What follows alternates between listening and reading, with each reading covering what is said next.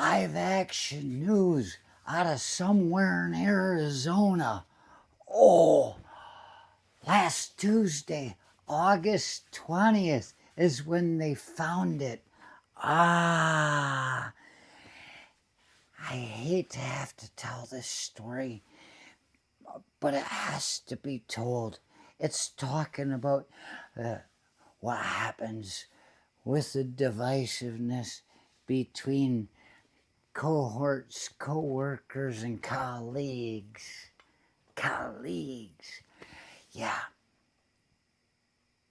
Hey, if I'm able to laugh at it, you have to understand that it's better than me crying about it, because if I cried about it, I could just go to a clinic somewhere and charge somebody and they'd make me feel better.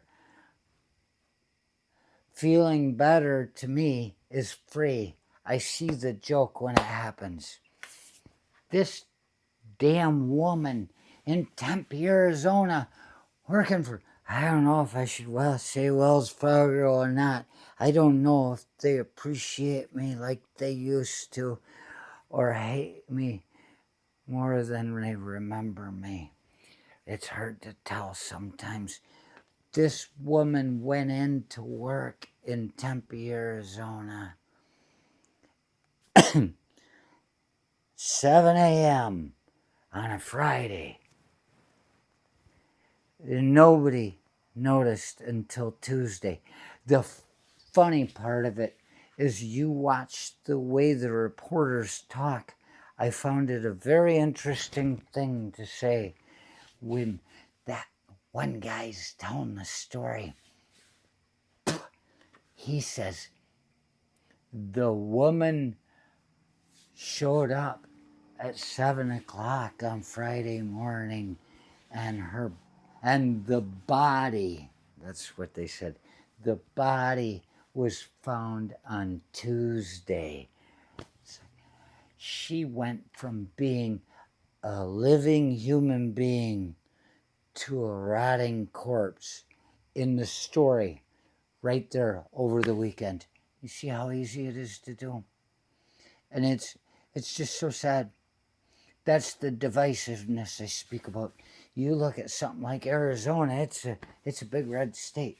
And you get into a big red state and people are recalcitrant. They won't be told they're wrong. Then they will not hear an argument. They don't need to listen to what anybody else has to say. They can make their own decisions after watching 2 to 3 hours of propaganda news a week. They'll get it right. This is what happens. I wonder, they had mentioned the cleaners and people had smelled foul odor. They smelled the foul odor. Didn't check into it right away. This is the divisiveness of which I speak. And it might not even be that. It'd be easy to say she just got away from everybody as much as she could and said, go screw yourself, you damn libtards. They say things like that. I say megalomaniac, and, well, there. Doesn't make me a libtard.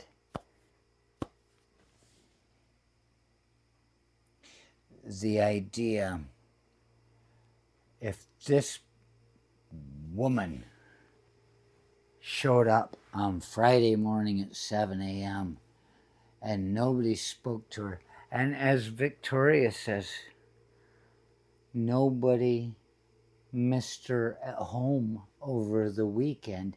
She died at her desk, sat there and rotted over the weekend. And the idea, even for somebody to be missing for one day, makes you wonder, What the hell was she doing with her time anyway that nobody missed her? What kind of person was she that nobody missed her? Nobody brought her coffee. Nobody asked her out to lunch. Nobody cared when hers was the last car in the parking lot. Do you see? Arizona's a red state. And I've never had any problem in Arizona. I've been to the Imperial Sands Dunes, but at the same time, I've never died in the Wells Fargo. I mean, what the hell are we supposed to do? If nobody else cared about this woman, how can you expect us to carry the brunt? You know that if there are many people that love one person, it's easy. It's an easy cross to bear because you can bear it with your friends. But if nobody likes one fucking person in the world, nobody even cares that they're gone 4 days in a fucking cubicle, stinking the place up. And nobody even wants to check on the body because they know it's her and they know she stinks as a general rule anyway, so maybe she's just working overtime. Real men wear diapers. And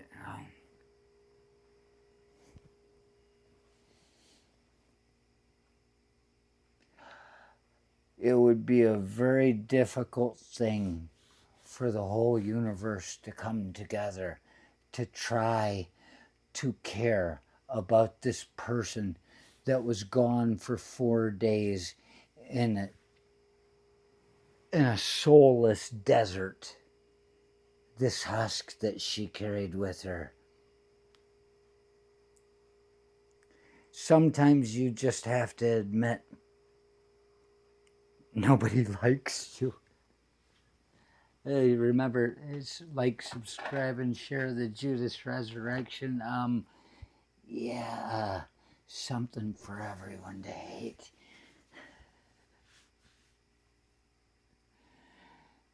Nobody even missed her.